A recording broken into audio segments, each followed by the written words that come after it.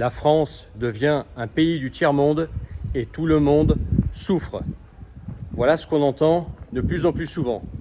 Comme quoi la France serait devenue un pays du tiers-monde. Et dans cette vidéo, je te propose d'en parler. Et en fin de vidéo, tu vas même pouvoir répondre le plus précisément possible à la question par toi-même.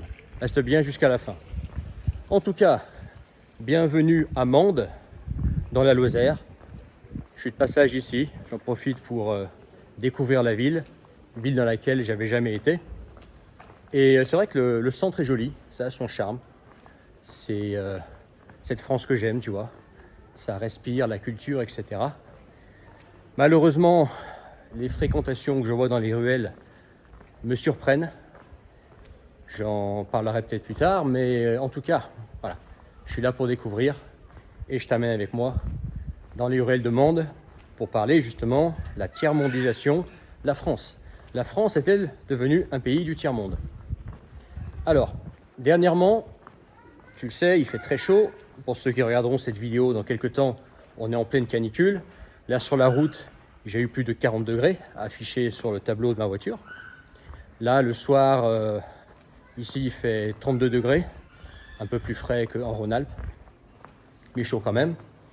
Et c'est vrai que je regarde autour de moi, je vois pratiquement pas, d'ailleurs j'en ai pas vu du tout pour le moment, j'ai pas fait gaffe non plus, hein, mais de climatiseurs, de climatisation. Okay, et c'est vrai que c'est assez surprenant en 2026 qu'en France, il n'y ait pas des clims de partout. Tu vas par exemple en Asie, que ce soit le Japon, la Chine, la Corée, que ce soit Taïwan, même Thaïlande, Indonésie, Philippines, des pays, on va dire, enfin, vus comme pauvres, sont climatisés à fond.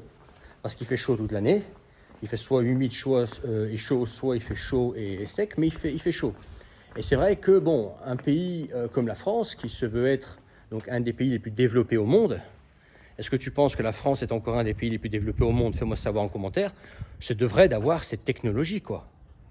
Enfin, je veux dire, même si effectivement la chaleur n'a pas toujours été là en France, hein, mais il fait de plus en plus chaud. Il y a peut-être 20 ans, d'ailleurs c'est sûr, il y a 20 ans on pouvait s'en passer. On ne se posait pas la question, mais là, je veux dire, depuis quelques années, il fait de plus en plus chaud et il va faire de plus en plus chaud. Un jour, il va faire 50 degrés et il nous faudra la clim. Comment ça se fait qu'il n'y a pas la clim de partout? Est-ce que ça veut dire que la France est un pays du tiers-monde? Le fait qu'il n'y ait pas de clim de partout, que la France n'ait pas encore mis ses clims de partout par cette forte chaleur. Ensuite, bon, tu as vu ce qui se passe en ce moment, les nouvelles. Tu as le petit Louis qui s'est fait lyncher, massacrer par 5 racailles. C'est quelque chose qui arrive régulièrement, ce genre de choses, sauf que là, on a un cas qui est très médiatisé, et il y a de quoi, parce que c'est quand même assez hallucinant. Okay, massacrer, assassiner quelqu'un, et puis ensuite s'en vanter sur les réseaux sociaux, c'est quand même assez hallucinant. Mais des cas comme ça, il y en a régulièrement. On voit dans les nouvelles, toutes les semaines, il y a des cas comme ça d'ultra-violence. La France est un pays qui est tombé dans l'ultra-violence, avec des racailles à tout va, des trafics en tout genre, des règlements de compte, des coups de couteau, des attaques, des lynchages, des fusillades, des grenades qui sont jetées par exemple dans des établissements à Grenoble, etc. Bref, je ne vais pas te l'apprendre, la France est devenue un pays violent, un pays dangereux, et selon moi, le pays le plus dangereux d'Europe de l'Ouest, et même de l'Est. L'Est est beaucoup plus safe que l'Europe de l'Ouest en général, mais la France, c'est carrément le pays le plus dangereux. Peut-être à l'exception du sud de l'Angleterre et de la Wallonie, parce que le sud de l'Angleterre a quand même du niveau, hein. C'est la France, quoi. Je veux dire, c'est pas normal. Un pays qui se veut être un des pays dans le top de ce qui se fait dans le monde devrait avoir une sécurité optimale. Donc moi, effectivement, si ça continue comme ça, ça peut contribuer à la tiers-mondisation de la France. Je ne t'ai pas encore dit si moi je pensais que la France était un pays de tiers-monde ou pas. Mais en tout cas, le fait qu'il n'y ait pas de clim en été, qu'on ait super chaud, qu'on ne puisse pas fuir la chaleur, le fait qu'il y ait une insécurité de dingue et de plus en plus importante dans les rues, même dans les villes de province, hein, moi je vois comment c'est fréquenté, hein, franchement, c'est très très louche, hein, ce qui traîne ici. Hein. Même à Mende, hein, c'est très très louche ce qui traîne. Hein. Je peux te dire, pas mal de cassos, c'est de gars, on ne sait pas trop ce qu'ils font, etc., ce qui mijotent, c'est plus que louche. Le soir, faudrait, je pense, pas trop traîner, même ici à Mende. Mais en tout cas, au fond de la Lozère. Mais en tout cas, tu vois, ce sont des éléments qui font que, effectivement, si ça continue comme ça, la France pourrait bien devenir un pays du tiers-monde. Okay, autre chose, clairement, la France s'est déclassée. Clairement, tu vas dans d'autres pays d'Europe. Par exemple, l'été dernier, je suis allé aux Pays-Bas. Et dès que tu arrives aux Pays-Bas, tu sens comme un... C'est difficile à expliquer, mais plein de petits détails qui te font savoir que le niveau de vie monte d'un cran et que la France est en train de perdre de vitesse. Pareil, regarde les prix en Espagne, etc. L'Espagne a rattrapé la France, voire dépassé la France sur beaucoup d'aspects. Les Italiens, aujourd'hui, en moyenne, sont plus riches que les Français. La Pologne a déjà rattrapé la France, si elle n'a pas encore rattrapé et dépassé la France. Moi, ça ne m'étonnerait pas que, fin 2026, on m'annonce que la Pologne a dépassé la France en termes de niveau de vie. La sécurité, je t'en parle même pas. La Pologne, ça n'a rien à voir avec la France, c'est le jour de la nuit. Et puis même modernité, tu vois. La France est en train de se déclasser, elle perd de vitesse. Je ne dis pas que c'est un pays qui fait partie des shitholes du monde, mais si ça continue comme ça, effectivement, la France va devenir le tiers-monde. Moi, je pense que la France n'est pas encore le tiers-monde, il ne faut pas exagérer. Il y a quand même aussi des trucs qui tiennent la route encore ici, mais ça se dégrade d'année en année, et que si ça continue comme ça va devenir un pays du tiers-monde, et que la France est en voie de tiers-mondisation.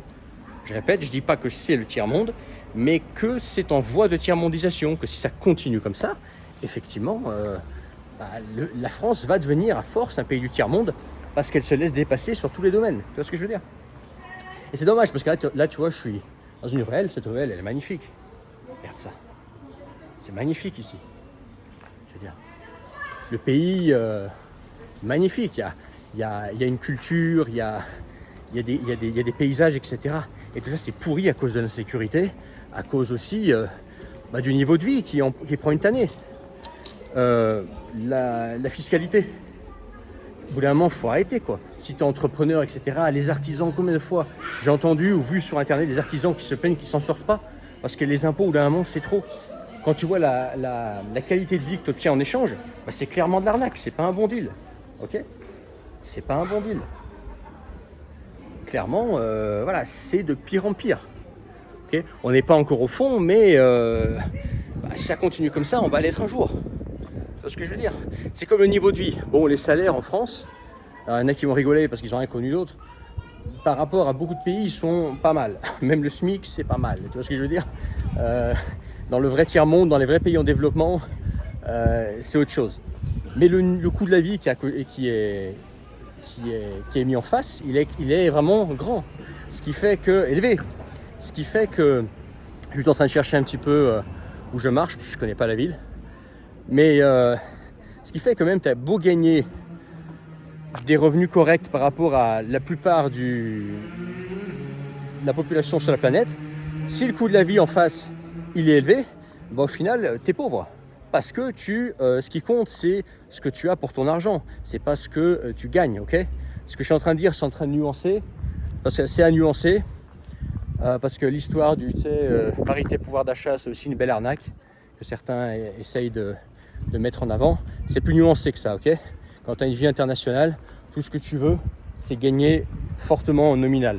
Mais si toi, par exemple, tu veux rester qu'en France et que ce qui t'intéresse, c'est le coût de la vie en France par rapport à ce que tu gagnes, effectivement, ça empire. Et ça empire vite.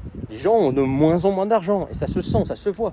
Tu vas dans un pays, comme je te disais, comme les Pays-Bas ou en Suisse, etc. Tu te rends compte qu'effectivement, les Français s'appauvrissent. Ils ne sont pas encore pauvres, c'est pas ce que j'ai dit, mais ils sont en voie de. Tu vois ce que je veux dire? Donc effectivement, ça y contribue aussi. Alors bien évidemment, tout ce que je suis en train de dire, je dessine une France qui serait affreuse, invivable, etc.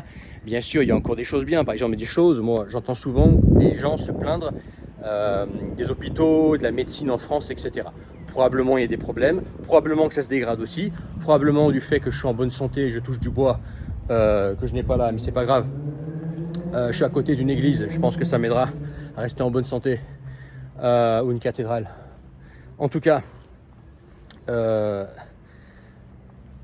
par rapport à beaucoup de pays, c'est encore pas mal. Tu vois, tu as quand même une certaine infrastructure ici, tu as des routes qui sont bonnes, etc. Tu as des hôpitaux, etc. Des services qui valent ce qu'ils valent, mais au moins tu as des services.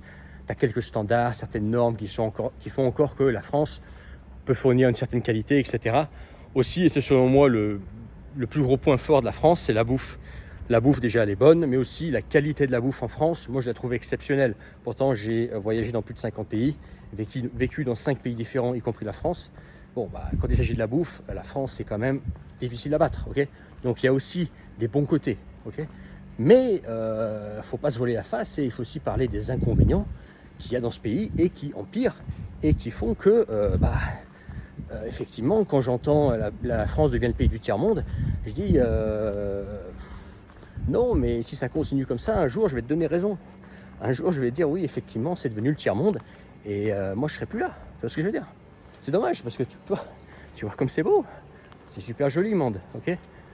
Et puis les environs, etc., la nature, la route pour venir ici, c'est magnifique, tu vois? Et tout ça pour te dire que, effectivement, si ça continue comme ça, et qu'il n'y a pas des mesures qui sont prises assez radicales pour changer certaines choses dans le pays, effectivement, ça va devenir le tiers-monde. Okay, insécurité, étouffement fiscal, modernité qui existe, à laquelle on pourrait avoir accès, mais qui n'est pas existante voilà, dans la vie de tous les jours, ou très peu. Ou du moins, on sent le retard quand tu vas à l'étranger. Effectivement, ouais, si ça continue comme ça, ça peut devenir le tiers-monde. Maintenant, pour répondre à ta question, est-ce que la France est vraiment un pays du tiers-monde? Est-ce que même la France se tiers-mondise? Est-ce que la France part complètement en couille? Est-ce que la France est un pays qu'il faut fuir, il faut s'expatrier de toute urgence? Est-ce que la France est vraiment si pourrie par rapport à d'autres pays? Ou est-ce que la France est tellement bien par rapport à d'autres pays? Tu sais comment tu fais pour faire ça? Tu ne demandes pas à un youtubeur, tu prends un petit sac à dos, tu achètes des billets d'avion et tu vas regarder par toi-même en fait. Tu vas voyager comme moi j'ai fait, ok? Moi j'ai voyagé comme je te disais dans des dizaines de pays, j'ai vécu dans d'autres pays, y compris des pays hors Union Européenne, y compris les pays en Asie ou en Océanie. Et voilà, je peux te dire objectivement qu'il y a des choses qui sont effectivement bien mieux en France, la France excelle, mais aussi des choses en France qui sont nulles à chier. Voilà, je te le dis, comme l'insécurité. Il y a un gros problème ici, tu vois. Voilà, faut en parler. Je veux dire, faut en parler. Et voilà, tu prends ton billet d'avion, tu vas voir, et tu fais ta propre idée. Voilà, parce que ton idée, tes yeux, ton ressenti sera probablement différent du mien, ton expérience sera différente de la mienne, et tu pourras dire en rentrant, ok, maintenant j'ai des points de comparaison, j'ai vécu dans d'autres pays, ou j'ai au moins voyagé, séjourné dans d'autres pays pendant longtemps. Maintenant, voilà, je sais qu'en France, effectivement, en revenant, je me rends compte qu'effectivement, ça c'est bien. Et que non, la France, sur ce point-là, n'est pas le tiers-monde. Par contre, sur d'autres points, la France, effectivement, est le tiers-monde, ou est devenue le tiers-monde, ou va vite devenir le tiers-monde, si ça continue. Voilà. En tout cas, si tu as déjà un avis, fais savoir en commentaire. Partage cette vidéo, je pense qu'elle est importante. Dans la description, tu peux rejoindre mes contacts privés, le canal Telegram. Également, si tu veux changer de vie, je peux t'aider, t'accompagner dans ton changement de vie. C'est pareil, c'est dans la description, le deuxième lien. Nouvelle page, ça s'appelle. C'est mon service d'accompagnement. Et puis, mets ton pouce. N'oublie pas de t'abonner si ce n'est pas encore fait. Et puis, je te dis à plus tard pour une autre vidéo, depuis un autre endroit. Je suis là juste pour la soirée. J'ai vu ce que c'était, j'ai vite compris à peu près en quoi ça consistait, Mende. Super, le centre a beaucoup de charme. Hein. Mais après, pour le reste, ce qu'on m'avait dit et ce qu'en ça en est vraiment, je suis pas impressionné. Malheureusement. À bientôt. Ciao.